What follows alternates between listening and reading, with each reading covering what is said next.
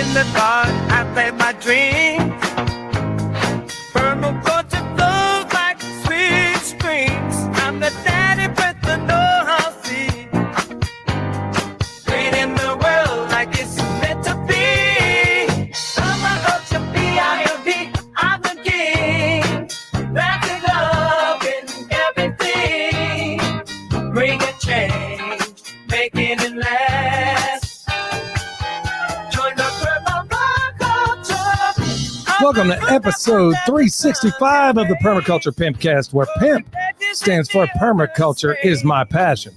The only Pimpcast on planet Earth where we discuss permaculture, preparedness, practical living, and sometimes prostitutes. Permaculture, P-I-M-P, with soulful rays. In the Pimpcast, where we find our place. Oh, yeah. Good to be here with y'all. Yeah, I'm really looking forward to this one, y'all. I know that I've been doing a lot of podcasts as of late. And in fact, I'm going to be podcasting all the rest of this week. And I'm so glad we got Tag on with us tonight because he's going to be discussing some things that everybody needs to know about. But I'm going to do all the housekeeping up front, as you well know, because I don't want to interrupt my guest when he's in the middle of doing his thing. This episode, as always, brought to you by Hickory Ridge Soap from TwoOldCrowsHomestead.com. Turn that simp into a pimp. Bam! Hey, don't forget, this Friday is going to be a big giveaway right here. I'm going to be live. I'm almost never live on Friday, but I'm going to be this Friday, and we're going to be giving away a Ballin AC unit that is off grid. So you're going to want to be checking us out then. All right. This episode, as always, brought to you by Soil Saviors. You know how we're cleaning up Western North Carolina, teamed up with Dr. Will and Pat Militich. And my guest today is the one that introduced me to those guys. So couldn't be more thankful enough because with their help, we are blowing it up out here and we are helping a whole lot of people. So Soil Saviors, if you need any, look down below. We got the link there. Mountain Readiness is coming up real soon. That's going to be here pretty darn soon. That's going to be October 17th through the 19th. It's one of the best festivals you don't know about. It's not just homesteading. It's preparedness in a whole different way that maybe you're not used to. It's going to be in Harmony, North Carolina. I'll be linking up with Dr. Will and Pat out there. This time, folks, I put my money where my mouth is, man. I'll be going there and being a student this time. So I'm not going to be teaching. I'm going to be out there learning from the best in the biz out there. Redmond Salt. 15% off with promo code PERM. I got a link for that one down below.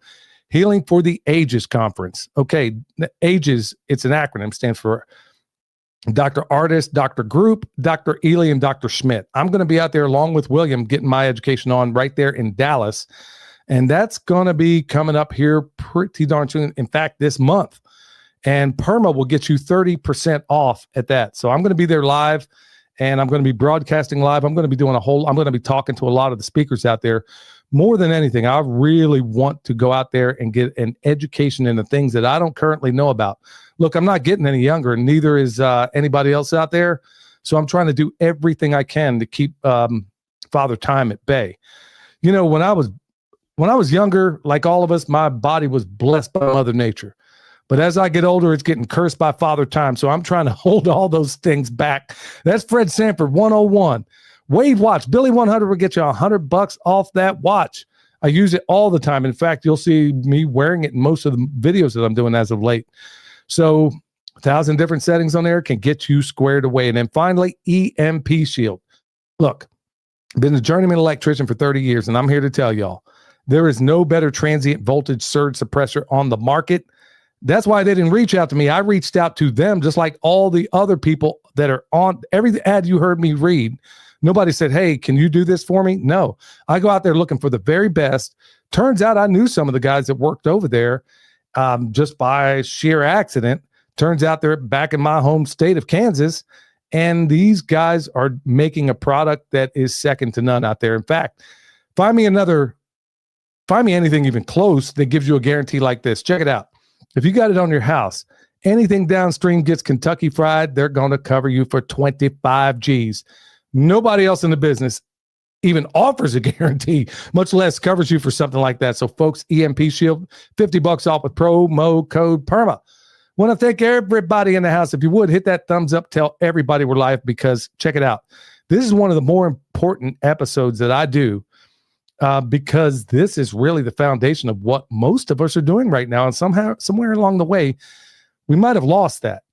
And there is no better person. I'd really need to have him on way sooner, way more often, because Tag from Life Done Free is really he is like the example of what all of us should be following right now. So I look up to him and the work he's doing over there. So Tag, how you doing, my man?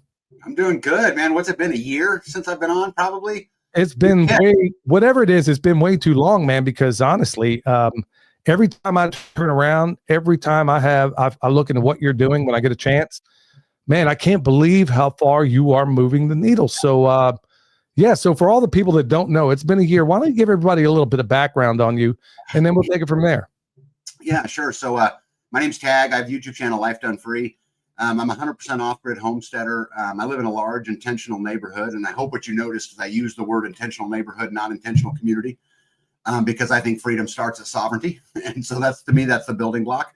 But what's more important to know is that, this community's gone on and really made an effort to change everybody's existence where we live. We have gone after the school systems and the legislative systems and the medical systems, and really tried to create that place where, freedom is a sanctuary. And we've spent a lot of time, a lot of money, a lot of energy. We're still doing it. Tomorrow night, I'm going to speak to my county commissioners and the county about a large solar project they think they're going to stuff down our throats. They won't. We'll win. But I think at the end of the day, we can no longer wait for someone to come save us. We have to be the ones to go save. And, as our founding fathers once said, if there shall be trouble, let it be in my time, so my children know peace. So we're doing it every day, and I'm going to keep doing it. Yeah, and we tend to forget that, they also pledge their lives, their fortunes, and their sacred honors. That's right. And you're one of those people out there that remembers all of that. So we were going to talk about some DIY freedom today. And folks, if he didn't just blow it up right there from the very beginning, it kind of tells you, and this is a guy that is putting his money and his actions where his mouth is. Real quick, I mean, you mentioned something about a solar project. Why don't you tell us what's going on there and why you're opposed to it? Yeah. So in my county, they are attempting to bring in the largest solar farm. And I hate to use the word farm, right? Because it's really not a farm. It's a solar project, but they're attempting to bring in the largest solar farm in the continental United States to my county.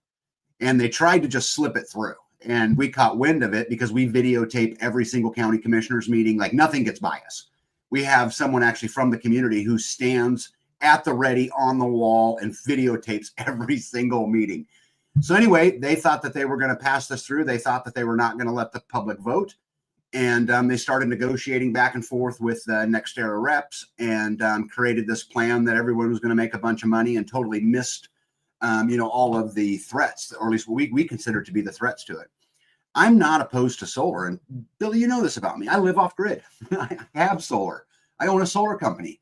I mean, so it's not that at all. What I'm concerned about, and there's many of things. So let me just give you a couple quick ones. So NextEra is a big, gigantic, multi-billion-dollar company, yet they want to build this under a brand new LLC that was just formed in November of 2024.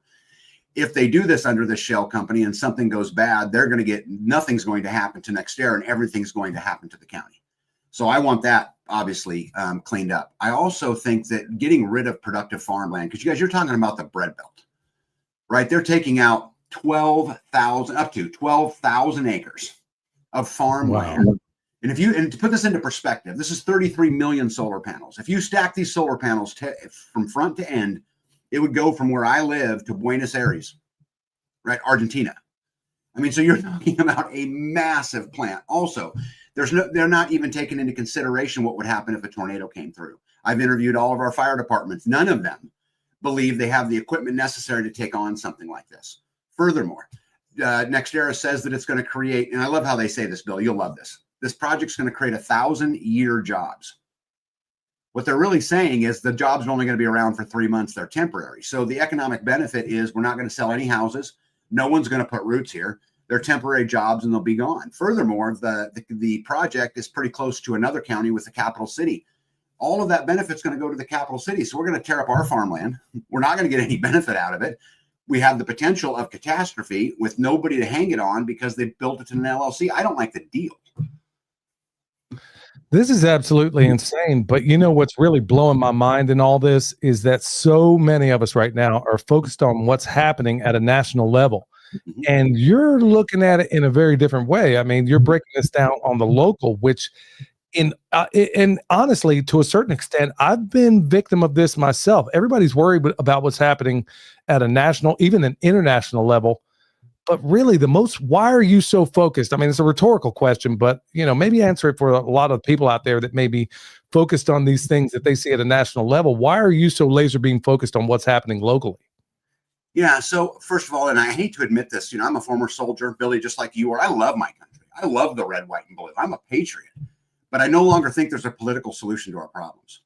I mean, we can talk about any one of the, branches, the executive branch, the legislative branch, the judicial branch, the education system, the medical system, the food industry. We can talk about any of them. They're all broken. I think the only dent we can make is all of us have to build community and start at the local level. And like I said, we've done it. And I'd love to tell you the story of how we got to where we're at, but I think the real dent we can make is right here, face to face. And I think everybody needs to do it. Again, the time of sitting on the fence, waiting for someone else to save us, that's got to be over. There's no longer an excuse. Well, why don't you tell us how because there are so many people that reach out to me, people that listen to this podcast. I mean, yeah, we're here on YouTube Live right now, but our massive audience are going to be the people that are listening either tonight or tomorrow when they're out doing their work and they're listening to this podcast. So for all those people, why don't you address to whatever extent you're able, we understand what brought you here, but how did you make it so? Because I know as long as I've known you, you've been building this community. I mean, how does one do that? For all the people that are out there feeling like they're just so isolated where they are, where does one start, and how did you start, and where is it today? Yeah. So first of all, it starts between your ears. We have to start understanding that freedom is nothing more than accountability. And freedom doesn't work unless we're willing to face the consequences and take them whether they win or whether we lose. And we have to get, comfortable with being uncomfortable. We've got to redefine success and what it really means to me. The most important thing in my life, Billy, is my relationship with my wife. Everything else is secondary in my world. And so I think it starts there. But for me, I hate to admit this to everybody, I was kind of a coward in that I had a great job. I made lots of money and I just kept doing it because it provided a great job and lots of money. And, when COVID came and they said, hey, we want you to mandate the vaccine for all the 900 employees, I told them, no, I'm not doing it. So once they said, okay, your career's over, you can't be a leader no more. For me, it was like, what are we doing? I mean, I had to really look myself in the mirror and say, I'm a slave. I'm a freaking energy slave. I have no ability to do anything. Everybody controls everything. And I had to just change the way. And so what that started as for me was, let's go get off grid, because that made sense. But after enough thinking about it, I couldn't do it alone. Me and a buddy of mine said, hey, let's go build a town.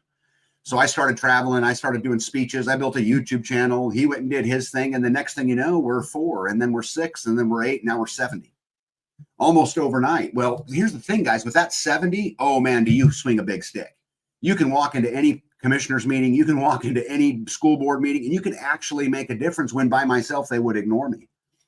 For us, we talk about the legislative things. We went in, we started to go into the county commissioners meetings to get familiar, kind of thinking we'd make an ally. It wasn't even negative. But as soon as we turned the cameras on, our commissioner said, you can't film in the public building. Whoa, wait a second. We have our First Amendment guarantees us the right to journalism. We get our press credentials at birth. They're given to us by the First Amendment. And this is a public building paid for by taxpayer dollars. So they actually escorted me personally out of the room with the sheriff's department there until the sheriff came down. We called the sheriff. He came down. He pulled the commissioners out of their meeting, put them in a private room. And next thing you know, they come stomping around the corner. Fine, come back in, because the sheriff squared them away. And then that leads to a resolution that they want to change the zoning we didn't like, which we got turned over. And then that led to another resolution where they said the tax man could come on our property against our consent if they believed we had a tax violation, a permit violation, or a sewer violation. And so we went and fought that and got that overturned. And now it's just the solar. So I think it's one of those things where probably like everybody, the deeper you go down the hole, the bigger the problem is. And at first I thought, man, what's wrong with my county? But what I realize now is it's every county. You're just not aware of it. It's going on every day. Good night. So as a collective of, let's say 70, I'm guessing 70 families is what you were talking about. Correct. Okay. So you got, let's say 1 or 2 votes in each home there. Most people are completely oblivious to what's happening at a county, a city level, whatever the case may be. So you guys could basically, just from those numbers alone, based on what I've seen every meeting I've ever gone to, you can go to my city or town council any day of the week. not any day of the week, but once a month. And there may be 5 people in there. So if you guys go in there as a voting block, that's 70 who are all, I'm guessing all of them are leaning towards freedom in a big way because they wouldn't have moved there. So it started with you, expanded to 6, and then bam, here we are at 70. And I'd imagine there's a number of other people trying to get into this community. You guys could basically turn this into a freedom hub in a place, you know, that may see things otherwise. Wow, man, that is really fantastic. Yeah, and that would be a short-term goal. That would be a goal for us here, but I think ultimately we got to do it nationwide. And I'll tell you a funny story. You know, just this last Thursday, they had the public comment meeting for the solar farm. We put 208 people in that office. 208 people, wow. Which was the biggest turnout they have ever had for a public meeting in my county. Good night, man. But you guys have something special out there, and I've talked about it before. Every time I've been out there, my son, you know, he was raised in Kansas, the whole 9 yards. I love it out there. So many wonderful people. But man, you guys have taken this thing. I don't know that I would have ever left had you already been doing what you're doing out there right now, and knowing that this is a bastion of freedom in the county you're in. I don't know that I would have ever left, or I would have probably relocated to where you are right now. So this is, man, I can't salute you enough for what you're doing out there. So how does this look in terms of community? Because I know we're going to get into health stuff and some other things there, but I got to ask. So in terms of these 70 families and maybe a number of others that aren't as tight within this group as yours, but what does that look like in terms of, let's say, John down the way has a barn he needs to put up, or tornado blew down the barn of another person? I mean, what does that look like in terms of other aspects of this community? Do you guys get together and help one another when disaster strikes or when somebody's in need? Yeah. So we actually this year, Billy, built our first ever community center. So we actually have our own community center now, which we get together all the time to discuss everything from local politics to what are we growing this year to who needs help, whatever. But if you go back in my videos, you'll see we've built people houses, barns, fences. We've done firewood days. We've done, I mean, you just about name it. I've got a good buddy of mine. His name's, we call him Indiana Mike. But, you know, they showed up and wanted to build a house. They got their basement poured. They bought all the material that was laying there in a pile. And then I think 53 of us showed up that day. And by the end of Sunday, the house was stood. And, wow. You know, he got out of it for 10 pizzas. Now, not really. He had to buy the lumber. And, you know, I mean, so obviously there's more cost to it than that. But, you know, he got out of it pretty cheap. But I think that's one of the ways that you get free is you got to exit out of the system. You know, you got to make it to where it's a barter case. It's something else, because all we're doing is funding the very people who are enslaving us. That's all we're doing. And it's a horrible system. But so to answer your question shortly, we get together all the time. I've got a septic system we're getting ready to go put in. You know, I've helped many farms out here build everything from, you know, greenhouses to houses to barns to fences to whatever it happens to be that, you know, that week. But we do a lot of that. Oh, beautiful. Absolutely beautiful. So let's turn the table a little bit, because I know you wanted to talk a little bit about medical freedom and education and some other things that you have out there. Now, fundamentally, everybody seems to think MD stands for medical deity, and they take their marching orders from whomever they see saying, oh, you got to do this, you got to do that. Mm-hmm. You guys do things a little bit differently. Why don't you talk to me about how that's unfolded? Yeah, so there's a lot of things we do different on here. Let's start with medical, and I'm not going to get into the whether medical's good or bad or any of that, because you know, you and I both know YouTube's sensitive to that. But so basically, long story short, is we found years ago, we found a doctor who was kind of tired of the system, and he was a regular full-blown doctor, and I don't want to say it was totally us, but we certainly contributed to getting him to open up his own clinic. And what they decided was is they would take no insurance. And they would open the doors, and you walk in, it's this big, beautiful sign building that says Common Sense Medicine as soon as you walk in. And I wish I could go into depth with you, but I don't want to get you in trouble. But man, there's some cool stuff that gets done there. So anyway, I pay $75 a month personally. I can call him any time of day, any time of night. I can get whatever I need. I can, you know, just like a normal medical place. But the only way that worked is he had to have some level of confidence he would have enough customers. That level of confidence gets built by a community. This is what I'm talking about, the purchasing power of a community. And one of the big advantages to the community is you can motivate businesses to take a stand because their livelihood isn't as threatened. Now let's fast forward. This was many years ago. Today, he has 9 clinics all over Kansas, and they're flourishing. Wow. There's a waiting list to get in to see him. You Same can't business model in all these. Same business model in all these places. every one of them. They're all exactly the same, and you cannot go and be his customer. You got to get on a waiting list. Wow, you would think, one would think that, with a model like that, okay, well, he's doing it. It works. Yep. It's got to be profitable. Otherwise, I'm not saying he's one of the Rockefellers out there, but everybody is so sick and tired of the system. And honestly, for that kind of money, Tag, I kid you not, when I was still in the electrical union, bro, per week, honestly, per month, I bet I spent for medical and dental, I bet I spent somewhere in the neighborhood of well over $1,000 a month. Sure. That came out of my package for insurance that I didn't even use. Yep. And so for what you're paying there, that's next to absolutely nothing. So have you done this with dental and other things as well? What does that look like? Yeah, I'd love to do it with dental. We have not found someone willing yet to kind of draw that line. Now we do have a doctor, a dentist that's kind of close, pretty anti-fillings and pretty I don't want to get him in trouble, but we have one we're working on. We haven't been able to cross that line on that, but there's also, we'd love to do vision someday and to be able to create that, but it's a process and a progress. And for every success we have, it opens another door that maybe we can do a little more. But no, we were not there yet. Right now we're at medical, but it's interesting. People who call me and say, hey, I want to check out your community. One of the first questions they always ask is, what do you guys do for medical? It's one of the very first ones as we were getting older. Billy, you and I both getting older every day. It is a beautiful, wonderful thing. And, you were talking about health insurance premiums. I still own companies. One of my companies has 53 employees, and my health insurance bill for the company is $74,000 a month. Wow. So I would love, and I've tried to get him to open a clinic in that town. I'd win on both sides. I'd help him be free and I'd save a bunch of money. But and at the same time, I would have done better. And I'd made the case before, because what I was trying to do when I was still living in Kansas City, or I never lived in Kansas City, but my local was out of Kansas City.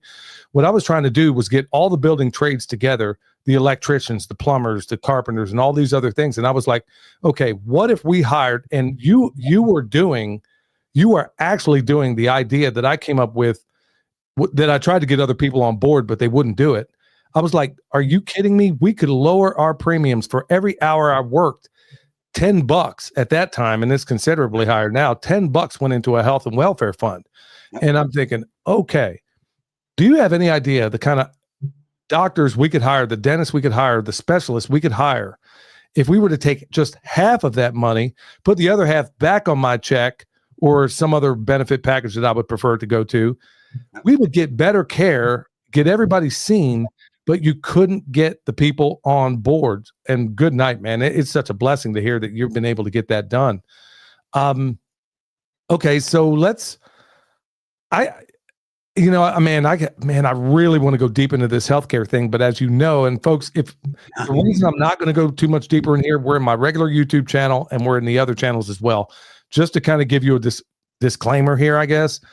Every single time we talk about anything, even slightly of a medical nature, they give us a gig. I'm on my second strike right now. I'll get one more, they're going to shut down this channel. So I'm hoping a lot of you are able, and we got an intelligent audience. I know that you're able to see between the cracks here. So so please do. I can't go too much deeper in that. So Tag, let me drift on over. Man, it drives me crazy. I think what I'm going to wind up doing, folks, is that starting out the podcast on YouTube and then switching over to Rumble, to where I don't have to worry about, freedom of speech issues or whatever, because it's just cold-blooded what they're doing here, because I would love to go deeper into this, but I can't. So please understand why. Let's kick it on over to education. Yeah. What do you see as the biggest failure in the modern education system? And why don't you tell me what your solutions are for that? Well, I know that's a loaded question, but knock yourself out. Well, we're spending, as a country, we spend $18,614 per student. If you look at industrialized countries across the world, the average is $11,000. If you look at the NAEP scorecard, our fourth graders are testing at 66 below proficient in math and 67 in reading. Our eighth graders are testing at 68 and 69% in the same category. Seniors today, the seniors in high school, so 12th graders, are only 37. So only 37% of them are proficient in reading, and only 25% of them are proficient in math. We, the Department of Education in last year created a partnership with a company to go into elementary schools and teach them that, and then I quote, you can be a boy, a girl, or either or none, and we're going to help you go through and explore that. Interestingly enough, in 2020, in all of the New Jersey public school systems, there were 16 kids who identified as non-binary. That's up over 4,000% since COVID. So the system is absolutely broken. 75% of the money that's paid to schools goes to administration. It doesn't go to the teachers and it doesn't go to the kids. Absolutely. But here's some really cool news. You guys want to hear the great news about education today and things that we can do? Many states have gone to where the money follows the kid. So Kansas, for example, if you go and form a non-accredited school, what that means is that your teachers don't have to have a degree. You're non-accredited. There's a few requirements you got to go, like you got to make sure you're keeping attendance.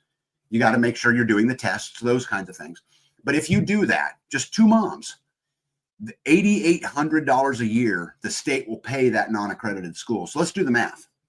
If you had 30 kids, you could pay two teachers $100,000 a year and still have $70,000 left over for supplies, lunches, whatever you wanted to apply it to.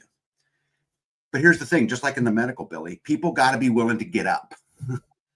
We can't wait for people to save us. We have to do these things now. I'm working on a school. I don't know if we'll pull it off. There's a lot to do. And, a guy can only juggle so much. But the system is creating servants.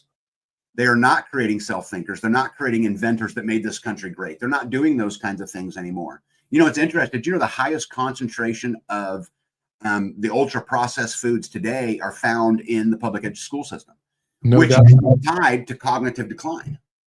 We're making dummies. We're less smart, but we're more inclusive. What an interesting trade-off, huh?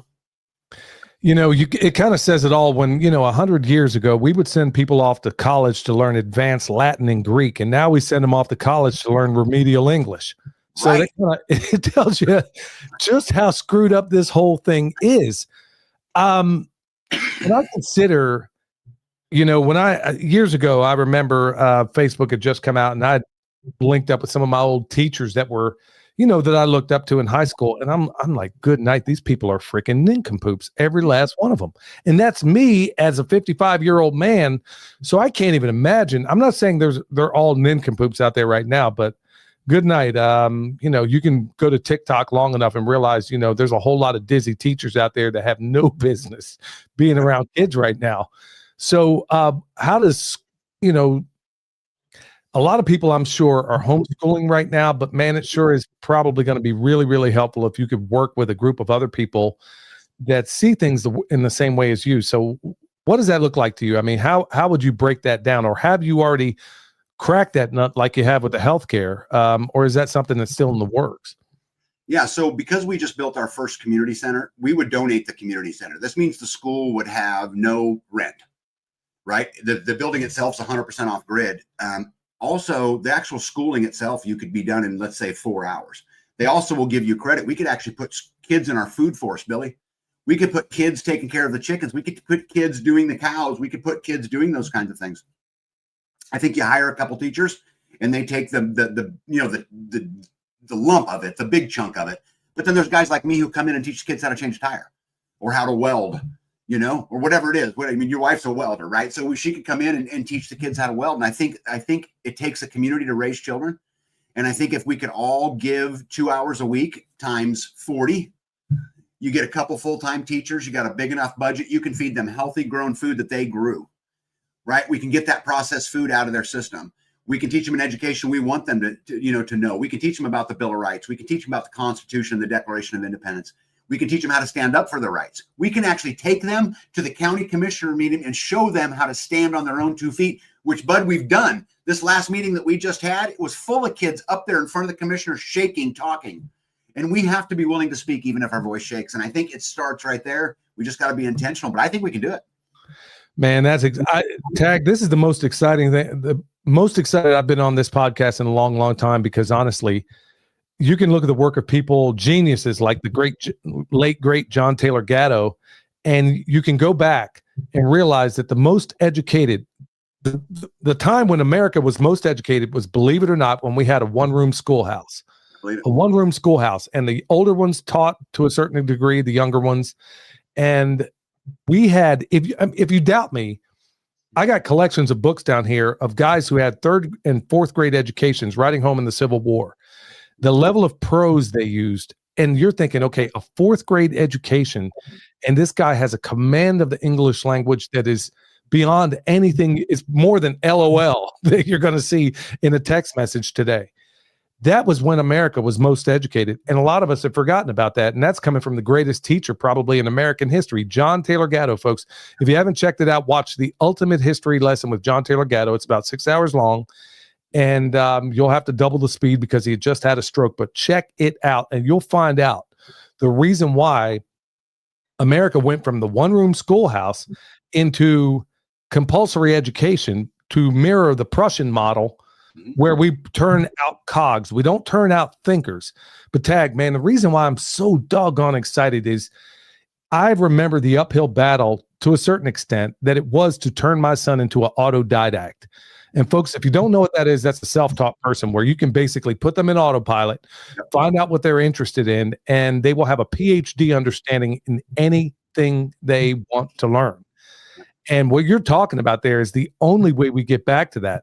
Now, in terms of the community out there, I mean, what kind of, clearly people got on board with the healthcare, but what's the community zeitgeist giving you in terms of this school? Are people on board?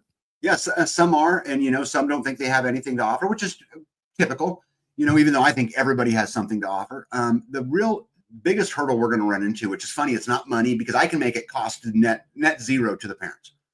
The way that our state works now, we can fund it. That's not a problem. We have the building. That's not a problem. I got to get somebody to run it. I've got to be able to hire the teachers because, again, my hands are so full with everything else that's going on. So this is another really important point about community is you got to find a community and you've got to build in community a series of leaders. It can't fall on one person. You need a bunch of them who are willing to take, a piece of it. Luckily for us, we do have teachers in our community who have shown some interest. And so right now, what I'm doing is going through the legal process. I want to make sure I understand all of the requirements. Is there requirements? What is the statute? Because I don't want to get anybody in trouble. But I think there's another side to this too, which I want to make sure I point out to the audience that's important. I'm pretty anti-homeschool. That might surprise you, Billy. I'd love to create a homeschool co-op. I'd love to create a school, but I don't want to just focus on saving my kids. We have to fight for freedom for the next generation. If we can't make it freedom sustainable, it will just die with us. So I want to try to look at it from a 30,000 foot view and not just get my homesteading community involved. How do I get the local area involved?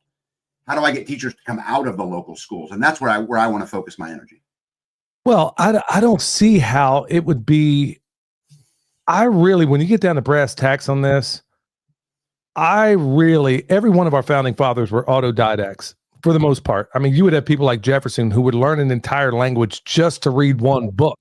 I mean, that doesn't exist today. I mean, and we could get back there. It really doesn't. But man, as you're saying this, I'm imagining kids that to a certain extent, they're in there. They don't have to follow any, government mandates or whatever. They're in there learning the necessary things they need to know.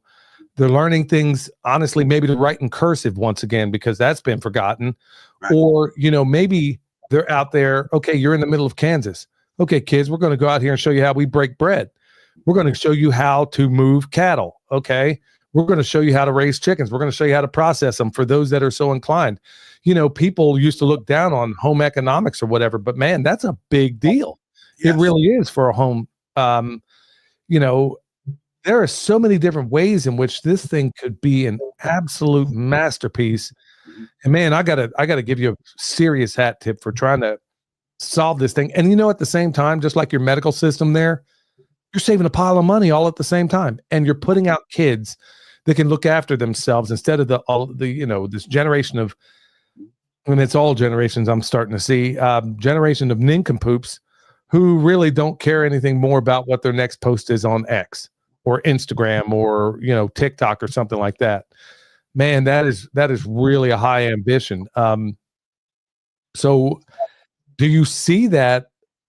Okay, so you got a building, you got teachers that are somewhat interested, you got parents that are do you have any help with this? Is it you basically spearing up this by yourself, or do you have other people that you're able to kind of farm some of this out to? Yeah, so I'm kind of in our community, kind of the vision guy in a lot of ways, but the good news, we have a great community and I've got people willing to help. It's just about putting it all together. And again, I'm in the legal part of it right now, but I think we do it. I think that not only do we do it, I think that our local geographical community would eat it up. I mean, that homeschooling is the fastest growing segment in education today. People want their kids out of the public system. And so I think we can make a run at it. Again, it's just hours in the day and it's just finding the people who will commit, because the thing is, once you commit, you're in. There's no halfway in it. You got to do it all the way or you don't do it at all. And so I'm hoping that those leaders, as we progress through this, will really step to the forefront and just take over it. I don't need a say in it. I don't need any of that stuff. Let's go raise great kids. Let's go build the next generation. And more importantly, the world we're leaving them sucks, Billy. You talk about preparedness all the time. Are we preparing our kids to grow their own food, to build for themselves, to fix a gate, to fix a tire, to do any of these things that may become really, really hard to get done in the future? So I'm hoping so. Again, we're at the beginning of it, but I'd love to come back on in 6 months and tell you where I'm at. Yeah, we'll have to definitely do that, man, because every time I turn around, man, you are a guy that does not stay put. I don't know that you're ever going to be content with the status quo. In fact, I don't think you have it in you, just like I don't. So I want you to describe for me, Tag, if you could, because I know so many people are waiting with bated breath, because what you're describing to them for them is, I think, what a lot of us would consider the closest thing to a utopia.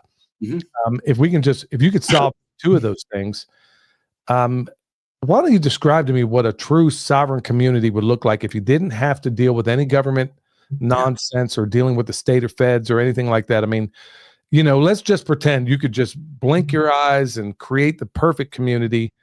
Obviously you're working on the medical thing. You got the school thing going. What does that look like to you? Yeah. It's interesting. This has been a huge topic for us in our community and all over. What does that perfect thing really look like? And I think our community has three basic building blocks, Billy, and this is one of the things we focus on. The first one is individual sovereignty. And I think you have to start as your primary building block, because nobody wants to be told what to grow, what to do. They're their own sovereign farms. They do their own thing. We're not going to regulate. We're not going to do any of those kinds of things. So every guideline, everything we do now has to match that first building block. But I think if you add that and then you start focusing on things like cooperative security and perpetual sustainability, which is the other two building blocks, I think if you can get all three of those wrapped up, you have that perfect community. But in the end of the day, it's never going to be totally perfect, because you have people involved. And as soon as you have, as soon as you have people involved, that there will be issues. But I think the culture matters a lot. I think getting everybody steered in a direction of, hey, let's go change the world, not just right here. I'm going to be dead in who knows how many years, and it ain't going to matter. And so putting yourself in a position to do something bigger than yourself, and it's just getting enough people bought in, to that program to go do it. Because I'm going to tell you, if I had another 30 people who were as driven as I was, who would focus on a topic like I would, we would absolutely not just take over our county. It'd be the whole Northeast corner. And then we'd be, networking with communities in Colorado and in Florida and Georgia and North Carolina and all of these places. And we would truly start thinking about things like counter and parallel economies and societies and, these kinds of things where we could really just ignore the system. And I think ultimately that's where I'd like to get. And that's, wow, that's definitely the kind of utopia I'm talking about. Man, you might have me on the first thing smoking back there, bro. But okay, in that vein, how do you overcome the apathy that most people feel about taking action? I mean, there are so many people that get into these things. At least this has been my experience. I mean, I get motivated just hearing you speak, bro. And I'm sure everybody out there is doing the same. But yeah, how do you overcome that, where people talk a good game, they get in there and then, I'm going to watch the ball game. I'm going to do this. I'm going to veg out. I'm going to do everything. I talk the big game, but how do you overcome that? Yeah. So I think the first thing is it starts with vetting, right? And when you got someone who's wanting to move into a community, you ask those hard questions. And this is something that I've evolved over time in that. And the other thing is at the end of the day, it comes to the person's heart. My mom is a bad alcoholic, and she always will be, and she'll never change until she decides to change. But I think as the pressure builds in society, I think the soccer moms and the NASCAR dads will become more and more fed up. And I think you just got to get people pissed off enough to go do something about it. I mean, that's what happened to me. I was living a great life, made lots of money until they pissed me off and they took everything from me. And then I was in the fight. And so I think that's all part of it. But it's hard. I'll be the first to tell you, of the community that we have here, I bet about half of them are really engaged. It's the same number, like always. And so you just, we're limited. The amount of growth that we can experience, we're limited by the bandwidth we currently have. And we just got to keep doing it. And I'm going to keep recruiting. I'm going to Self-Reliance Festival here in a week to speak. And I'm going there to recruit, Billy. Don't put no ifs, ands, or buts about it. That's the only reason I go to these places. I got better shit to do otherwise. And so, we're going to go. I'm going to Dallas, Texas right after that. And for the same reason. So hopefully we can get big enough that the, 20% that does 80% of the work can actually go make a difference. And that, but again, we are absolutely limited. Our bandwidth is limited by our size. So if somebody today wants to kick off something like this, let's say in their hometown or otherwise, what would you say is the first step for them? Because I'm sure there are a number of people listening in this audience. The cool thing about this audience is I've kind of run off all of the Marchies out there that are thinking, okay, the Permaculture Pimpcast, yeah, we're going to be talking about this blue-haired stuff, and they got a whole nother thing coming, and it didn't pan out that way. But we got people that are doers in this audience, a lot of them. What would be the very first step if they're saying, man, and I know they're doing it right now, I guarantee you there's a collective cheer out there of, man, this sounds like bliss to me, man. What's the first thing they do? Walk me through these steps. Yeah, the first thing is you have to recognize you're a slave, and you got to get your mind right. Because as long as we're asking for permission, as long as we're looking for that instant gratification, as long as we get bought into the status of the new purse or the new, you are never going to make any ground. We have to make a fundamental shift. It's not just about, non-compliance or rebellion. We have to make this fundamental shift in our head that really defines what success is. And that freedom is nothing more than accountability. And you got to get that part right first, because until that's right, you're just not ever going to make any ground. From there, what I would do, let's assume you have this huge community and it was all squared away. I would sit down and look at what's the low-hanging fruit, which is exactly what we did. For us, it was the medical. That came first because it was the lowest hanging fruit. We had staff, we had these things, much like the school now has become low-hanging fruit.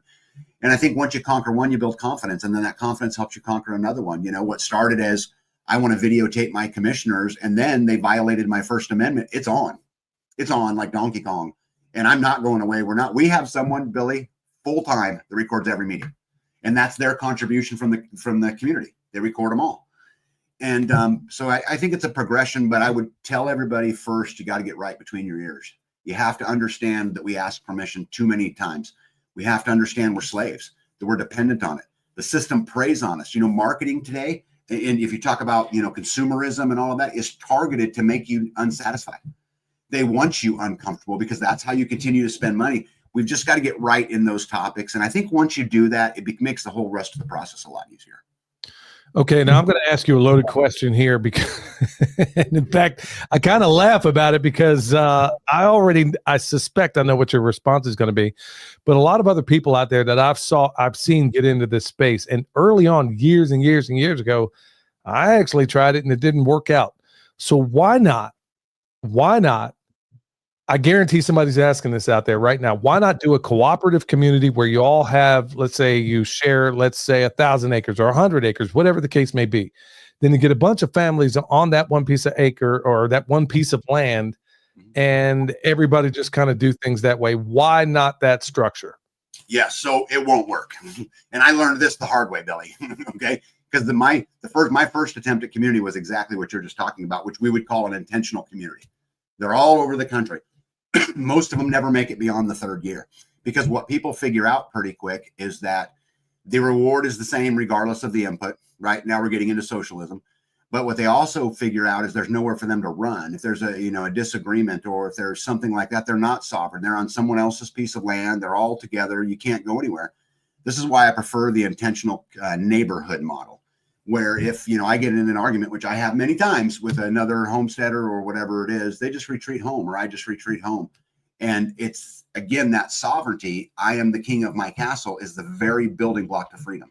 And without it, how can you be free? Why would we just trade one master for another, Billy? It makes no sense to me. So Bro, that was a rhetorical question of sorts, because I can take you to one in, I think it was called the Delaware Commons right there in Lawrence. And I knew people that lived in that community. And I remember years ago thinking, well, when I first heard about it, I was like, man, this sounds like it would be cool. And then so I was like, okay, let me go ahead and try this with my family.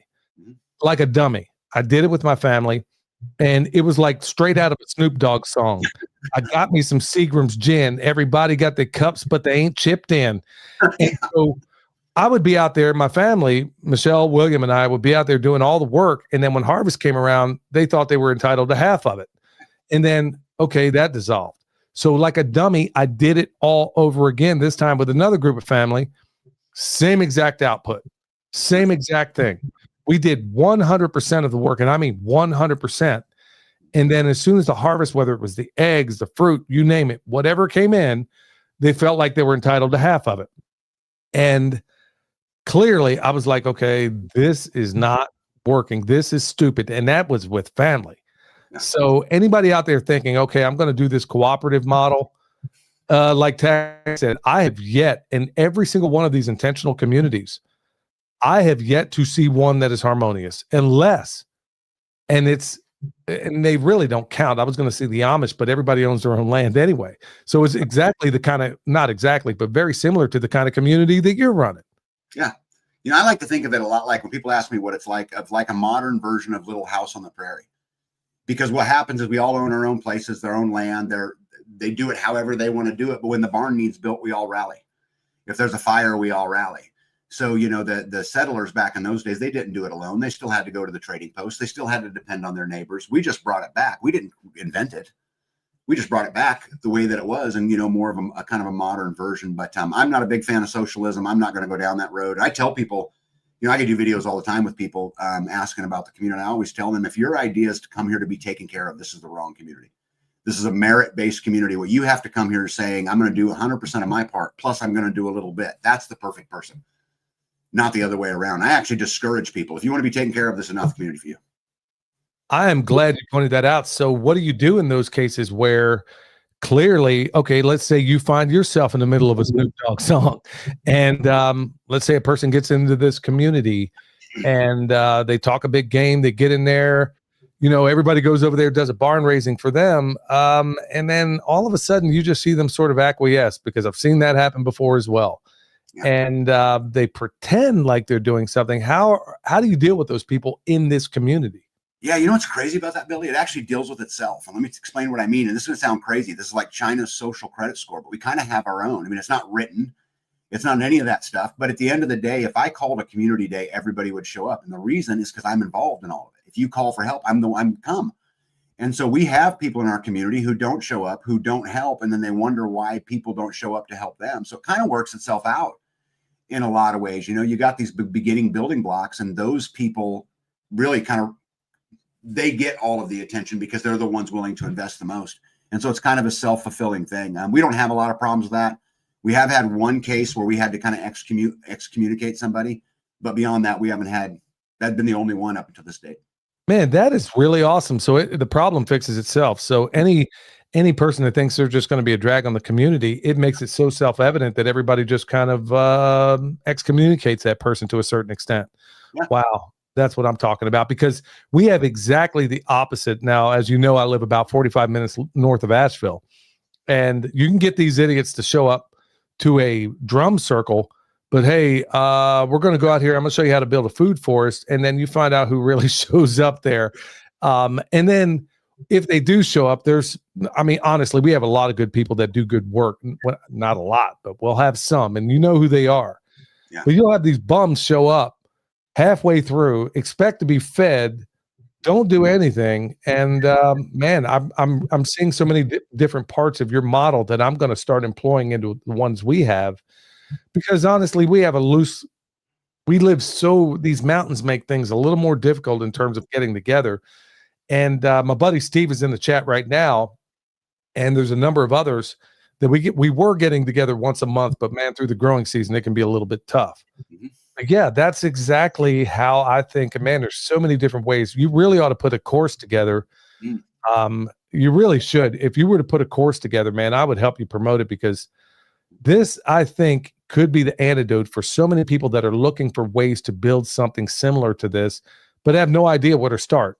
Or, hey, step one, do this. Like you said, at the end of the day, in the beginning of the permaculture manual, which so many of the purple-haired breathers doing this type of permaculture, they forget that part, that the very first prime directive is immediately take 100% control of yourself. In a nutshell, be responsible for everything you and your family do and fail to do. Mhm. Take ownership of that. So I'm taking it. If you have anything other than that, they're going to self-prune from that community. Wow. Yeah, if you got a bunch of doers, right? Because they just simply won't put up with it. And at the end of the day, I tell people all the time, do not feel obligated to come.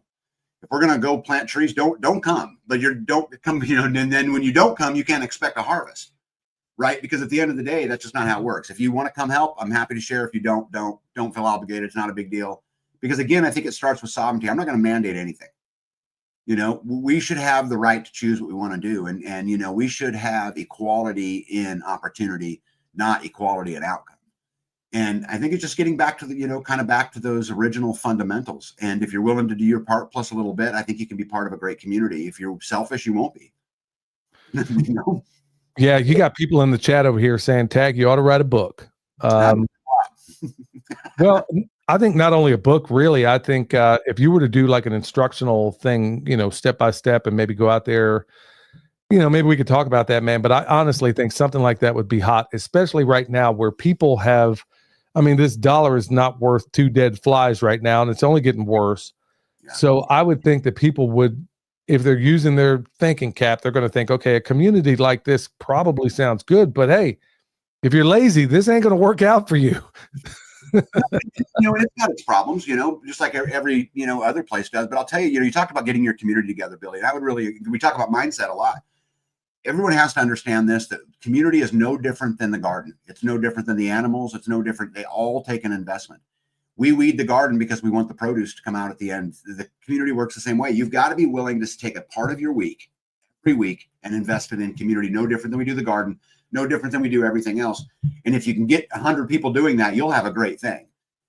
And so I spend a part of my week, every single week, investing into the community. Now, that might be doing a community event. That might be helping somebody put a toilet in, right? My best memories of this community is, Jess from American Roots Farm, who she's got a YouTube channel. When we got their toilet in for the first time, that first flush, I called her. I said, Jess, come here. You got to do the honors.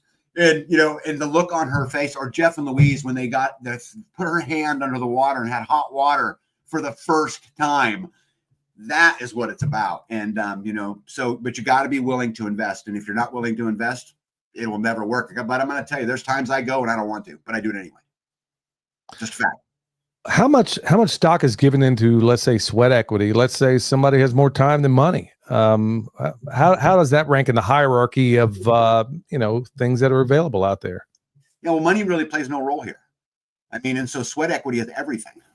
It's the pinnacle. If you go out there and you invest in the community and you work hard to do the right thing, everyone will come to your aid. When you need something, a water tank or something comes up, everybody will come to your aid. If you're a dumbass, right? If you don't contribute, nobody's going to help you. Their money really doesn't have a whole lot of value. It's not really how it works here. And I've never charged anybody for a single thing I've done in the community. Not one time. Wow. And that's what I'm talking about. Tag. And as always, man, it's always a joy when I can get you on here and talk about things, bro. Is there anything else you want to extend to the audience out there? We're going to have thousands that are going to be listening in the audio format. That's definitely by far our most popular one. But and if anybody has questions out there for Tag, go ahead and put them in there, put them in capital letters so I can see them. Because when I'm wearing these blue light blockers, kind of got issues, when it comes to reading. So let me know if you have any questions out there. I know a number of them have almost certainly passed by, but I couldn't catch them all.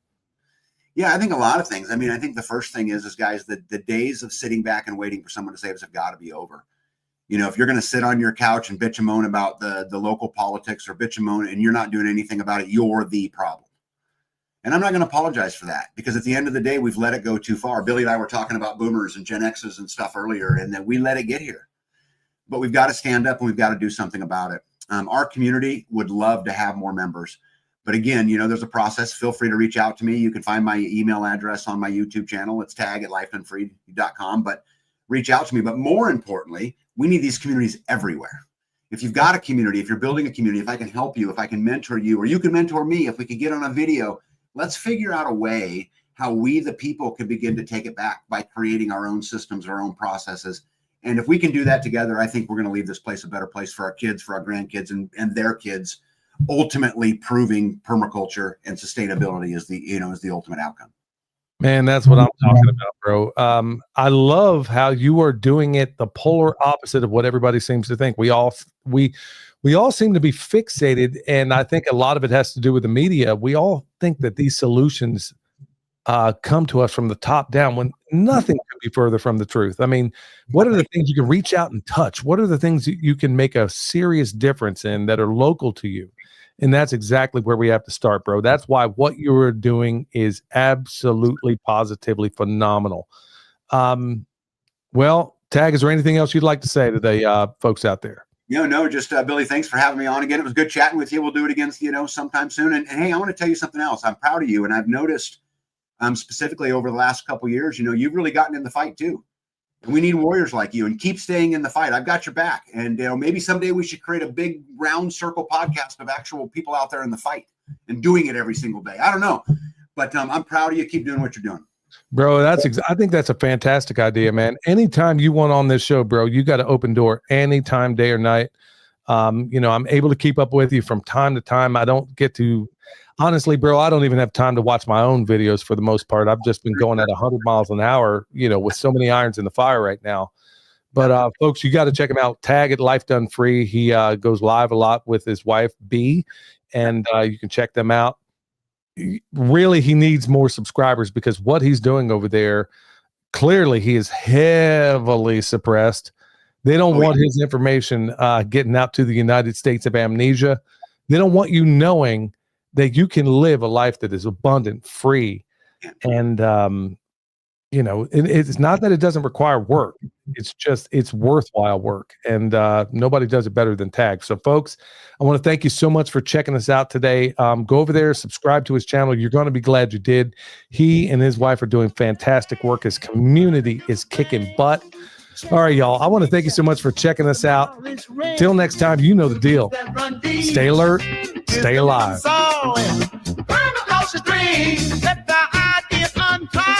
I'm moving with the truth. Feeling anxious, Who's got the answers? All we need to do. Listen to the earth, they got us through. Let's see the change, watch the world spin. From the smallest sprout to harmony begin. In the cycle of life, where the magic's alive.